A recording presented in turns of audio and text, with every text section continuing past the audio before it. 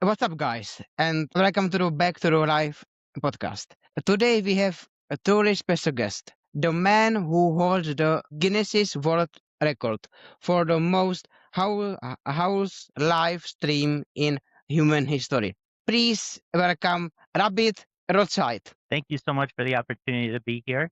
If I may just clarify, I am in discussions with that formalization of the world record. But yes, I have been live streaming my life 24 hours a day, 7 days a week, 365 days a year for more than 4 years. And no one has done that. Not only that, I'm not live on one YouTube stream. I'm not live on two YouTube streams. I'm live on over 20 simultaneous YouTube streams, 24 hours a day. You can view my life in 360 degrees.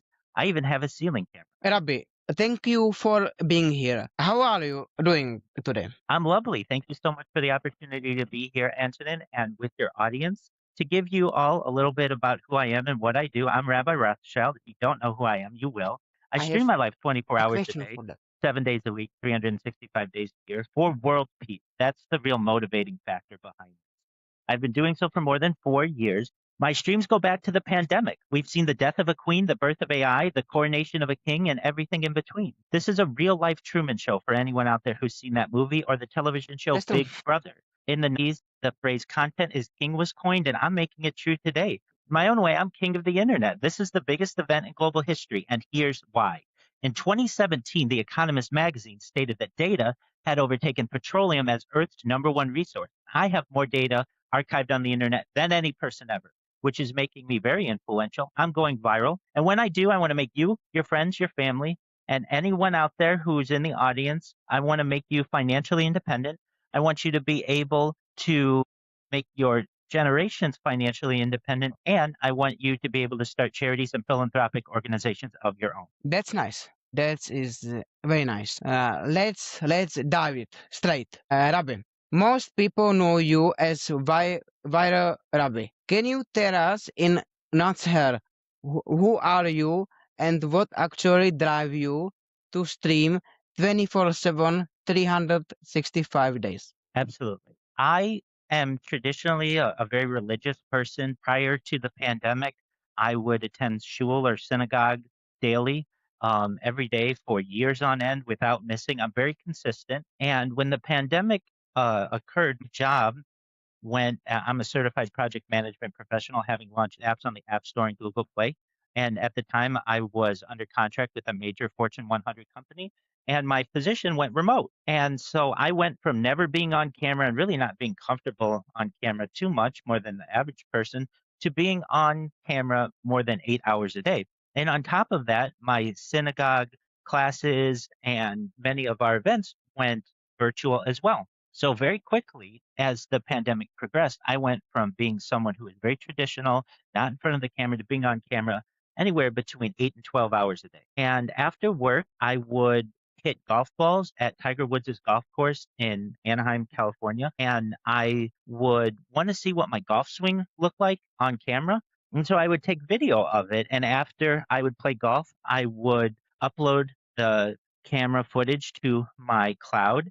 And I recognized that I would say some things that were kind of funny just to myself on the camera, and thought my future family, God willing, might find these videos to be really interesting of what their dear old dad was like before they met, or before they were even a glimmer in their eye, and before they met their mom, and all of those good things. So I started archiving some footage in 2021, and it would just take me a long time to download the footage and re-upload the footage, that I just felt, you know what, I'm already streaming a lot for my work.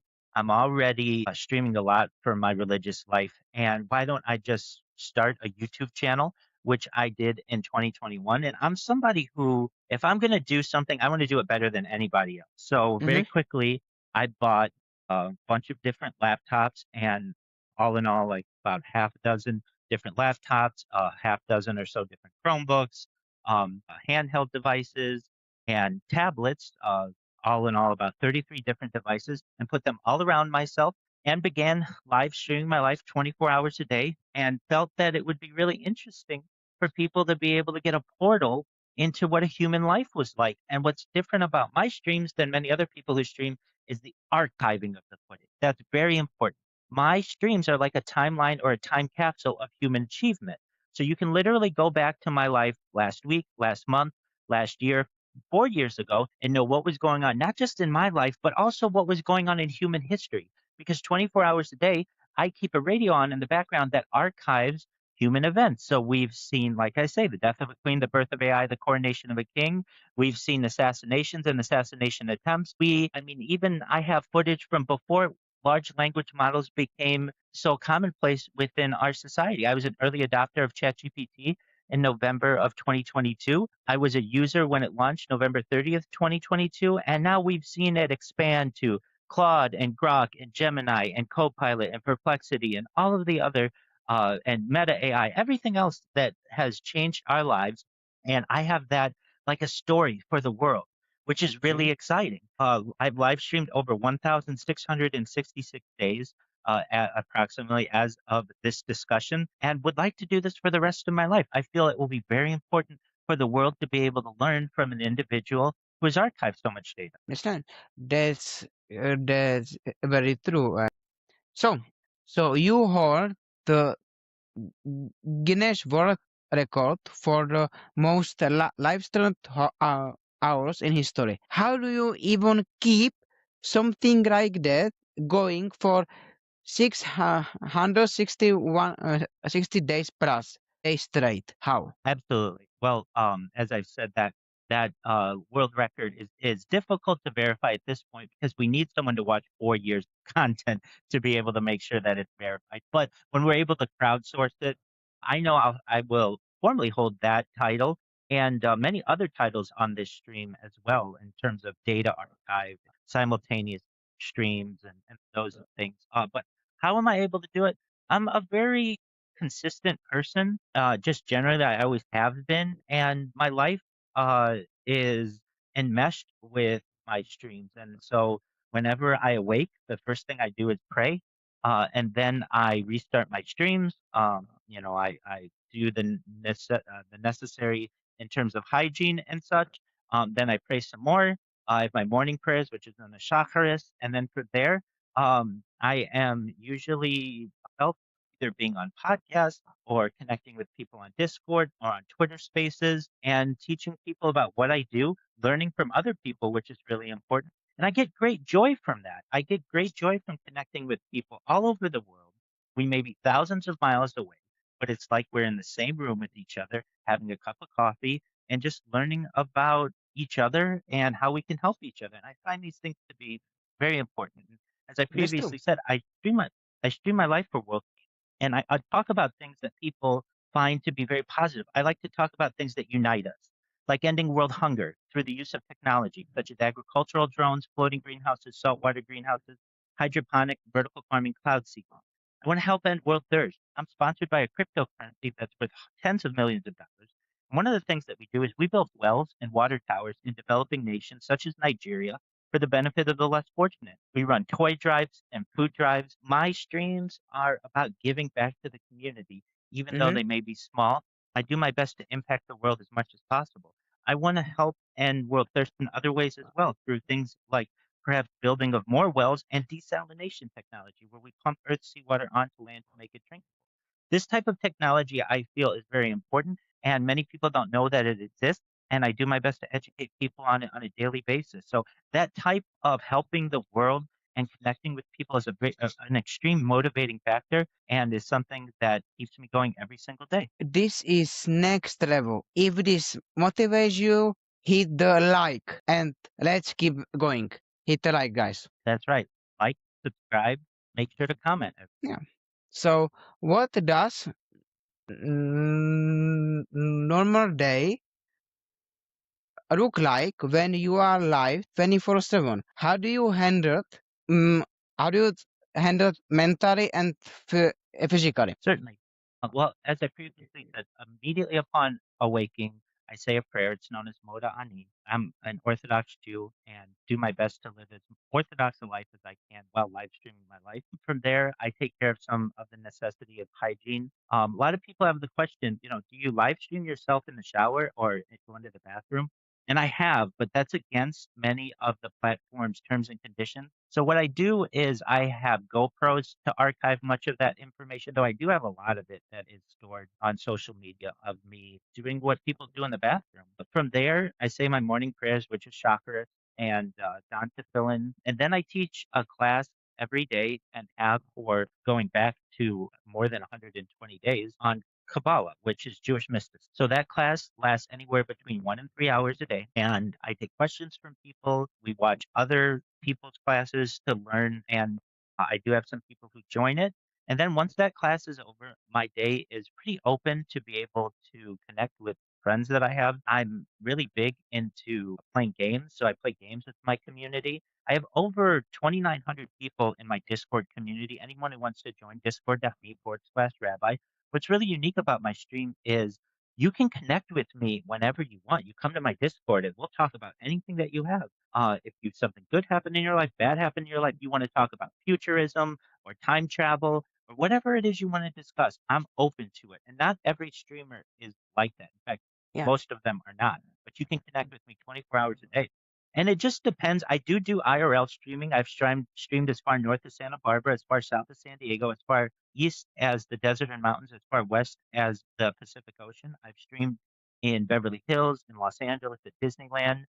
I streamed outside as recently as yesterday. It's difficult though because most of my cameras and such are, desktops and things. So it's easier for me to have desktop streams, and it's easiest for me to be able to connect with my community. For those of you who wonder, do you stream outside? I have more outside streaming than most people have ever streamed, and there's a lot of content out there.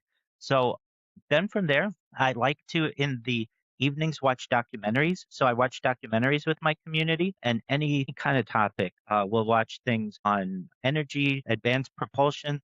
We'll watch things on just like even like retro or nostalgic contests that happened maybe 20 or 30 years ago. Somebody made a documentary. If it's a documentary, I'm pretty open to watching it. I love to learn. And then from there, I have people from throughout the world, including as far away as Australia and Canada and Europe, Asia, Africa, certainly, who come into my Discord at any given moment and they like to play games with me. So we'll play games, anything from chess to checkers to poker to just like mini games that we like to play, nothing too pressure filled. And then I have some traditions that I have with some individuals who we play games before we go to bed at night. And then generally, I like to watch podcasts as well, which are really great. I'm always open to learning. And depending on the day, many times my hours will get reversed, but I'll go to bed and then do the same thing the next day. What if you are sick? You are still streaming 24/7? Absolutely. Fortunately. Yeah, and you know what? Fortunately, I haven't been sick in the last 4 years. So even Nice. just like flu or anything like that, I've been able to avoid all of that. So yeah, I stream when I'm sleeping and I stream when I'm awake, when I'm sick. I have thrown up on stream. And if you're like, I thought you weren't sick. One time I ate too much of a certain food and it made me sick and I threw up. And like, Other things can happen, what if, but what if, I do my best sorry, to archive these things for people because I know they'll be interesting. Very few people are comfortable enough vomiting while they are streaming.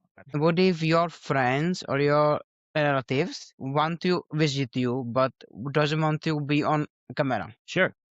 So I've had people visit me as far away as Northern California, and they know that it is really important to me to be streaming. But if at any point I don't want to be streaming, I can just leave. I can just keep the cameras going and then just go do whatever I want. If I want to go on a walk, I can go on a walk. Okay. But it's important to me to keep the streams going, and so I do my best to avoid not being on camera. But if for any reason somebody doesn't want to be on camera for whatever, maybe I'm having, and they know that I'm streaming, I respect their privacy, and then Yeah. just do whatever I Uh, need to do. But 99.99% of the last 4 years, I have been live streaming, and it's absolutely so how does your Discord and YouTube community actually work? And why do you always say data in Earth is number one resource? Absolutely. So The Economist magazine published in 2017 an article stating that data had overtaken petroleum as Earth's number one resource. And this was wild to me.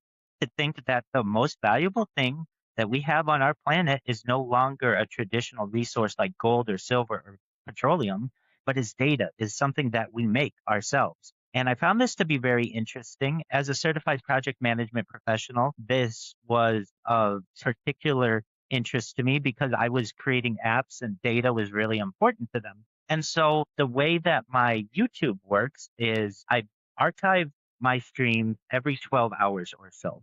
So for anyone out there who thinks I have the longest stream in global history, no, and I don't want that. That's a lot of stress. I have the most amount of data in global history, which is more important to me. And the reason why it's important to me is many long period streamers, people who just keep their streams going 24 hours a day, do not have the ability to go back and watch that. Usually it's only archived for something like 14 days, or perhaps it's not even archived. The important part of my stream and what makes me different than most any other streamer is you will find that you can go back like a timeline or a time capsule and view my life. So I'm always live on YouTube. If you want to check me out, anyone out there, type in Rabbi Rothschild, RABBI space ROTHSCHILD in YouTube or any social media if you want, and filter by live. That's the key point. Anybody can just have one YouTube stream going. I have 20 live streams going at any given time. You can watch my life in 360 degrees. And I mean that. There are some people who like to watch my life from straight on, face to face. Some people who enjoy watching my life from the side. Some people who like to watch me from above. Whatever you are, however you're comfortable, I want you to be I want to be able to adjust to whatever the audience wants. And this, I feel, from a data perspective, is really important because it gives data and AI a 360-degree model of what my life is. It's no longer just one dimension. I'm Mm-hmm. give AI the ability to watch my entire life. And from a Discord perspective, anyone who wants to join the Discord, the easiest way to do it is to go to discord.me/rabbi. You can also just type in Rabbi Discord and it'll show up as the first result generally in Google, and join. And you can see I'm a real person. A lot of people think I'm a robot. A lot of people think I'm AI. I am not. I am a real person. I laugh, I cry, I sleep, I eat, I do all the things that humans do. And you can connect with me. And I have people who literally live in my Discord alongside me 24 hours a day and are very positive to the project. I get people who just want to sleep with me. They like to know that they're not alone in the world. And so they will literally just sleep with me. Whatever it is and however you want to consume my content, I'm absolutely fine with it. What's interesting about me, one of the many things, is with any other influencer that you have, you eventually run out of their content. Not mine. It would take you a century or more to digest all of my content. And as I previously spoke with Antonin about, I have more social media than any person ever. I have over 100 YouTube accounts, for 200 Instagram That's accounts, crazy. all with content. I have over 500 Twitch accounts, over 1,000 TikTok accounts, over 2,000 Twitter accounts, over 5,000 Blue Sky accounts, and over 10,000 Kick accounts. I'm the most archived individual in history. And when people find out about what I'm doing, this is going to be a treasure hunt for the world. And it's going to be very exciting. Yeah. So, and like, if you want to join, we are gonna have link in the description. One of we can give like one YouTube. We are not going to like 500, but one YouTube and Discord Absolutely. for sure. Anybody who wants to view all of my links, just go to linktree.com Okay. forward slash Rabbi Or Rothschild, and you'll be able to get all the links there. you say I make you That's bring right. world peace. What do you That's right. exactly do you mean by that, and how are you actually going to do it? Excellent question. And it's a big task. So as I've said, and as you know, data is Earth's number one resource. And I have more data archived on the internet than any person ever, which is making me a very influential person. What I want to do is make you all financially independent. If you're not already, I want to make your friends and family financially independent. And I want you to be able to start charities and philanthropic organizations. So for anyone out there who's like, okay, Rabbi, how are you going to do that? Well, essentially right now, the data is in such a raw version that it's not monetized. We're going to be able to monetize that, number one. So that's 4 years plus of data from many different angles that will be extremely important to the world, not just from a historic standpoint, but for people to study from an academic level in the future, universities and higher education, even just education of all types, for people to learn not just about a human, but about the world. Additionally, the second way we're going to be able to do that is the social media. Generally, it is not monetized either. I may make a little money off of some of my content, but it's nothing nothing impressive. However, when people find out that I'm a phenomenon, this is going to be a global revolution of all of it. The third way is from cryptocurrency. Many people don't realize it, but I am one of the biggest promoters of some cryptocurrencies out there. I'm sponsored by a cryptocurrency. That's what my shirt is. That's what all my merchandise is. And it's known as Harry Potter Obama Sonic 10 E-News. The tickers, Bitcoin is very long. But basically, I'm in cryptocurrency discussions all of the time. I'm a major advocate of decentralization. And with that type of investment, we're going to be able to make people extremely wealthy. And finally, and perhaps maybe the most lucrative, is endorsements that I'm going to be able to do. So unlike any other influencer out there, if you've ever seen like an F jersey or like the soccer jersey, I'm going to wear brands 24 hours a day.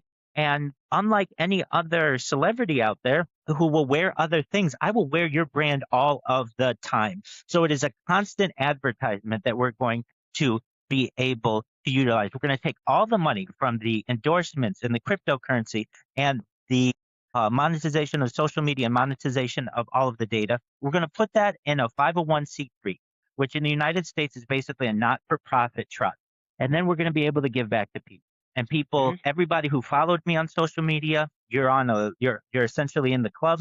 Everybody in my Discord, and everybody is archived on this. So you'll be like, hey, on this date we talked, and I was very positive to your project. Excellent. We're going to make sure to take care of you, your friends, your family, and I want you to not just be well off financially, but I want you to help others. So whatever it is, and it's a question that I ask people often is, if I were to make you independently wealthy and you could do anything you'd want, how would you help other people? Because that's really important to me. And I get people who say, I want to help animals. I want to help veterans. I want to help the homeless. All of these topics are near and dear to my heart, and I want to help you help them as well.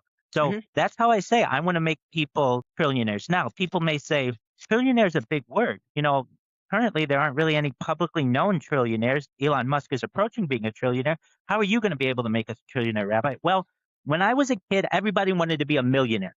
And today, everybody wants to be a billionaire. Tomorrow, everyone will want to be a trillionaire. Inflation is an issue. As we all know, the devaluation of currencies becomes an issue. So I want people to be aware that if I were doing this when I was a child, I would say I'd want to make people millionaires. Right now, I probably would say I'd make people billionaires, but I'm a future thinker.